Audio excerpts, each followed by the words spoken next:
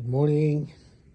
It's Saturday morning here sa Shigaken, Imazu Sunbridge Hotel. So, ayan. Gusto ko ipakita yung hotel na pinag-stayan namin. Medyo matagal na tong hotel na to pero sikat siya. Okay. Ito yung lugar namin. Ito yung neighborhood ng Imazu Sunbridge Hotel. Mamaya bababa kami yan. Gusto ko ipakita yung hotel na to kasi ang ganda dito eh. Isa sa mga highlight ng bakasyon namin tong spot ng hotel na to. So ito yung Lake Biwa. Ito yung neighborhood niya. Okay.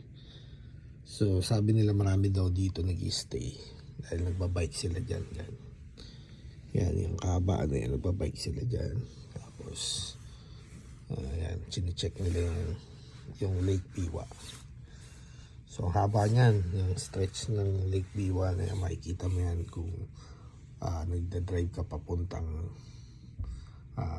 Osaka, tsaka pupunta ka ng city ng Osaka. Kahit by train or by drive, makikita mo to. So dito yung weather daw ngayon, sabi nila baka ulan ng yelo. Sana abutan namin ang ulan ng yelo kahit konti. So nag-start na siyang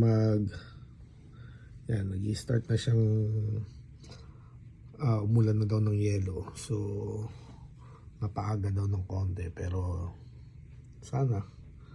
Pero yun, kung makikita nyo yan yung neighborhood, sobrang ganda. Mamaya bababa kami dyan. Dito kami sa 6th floor ng Sunbridge Hotel. Okay, so ayun. Mamaya bababa kami dyan.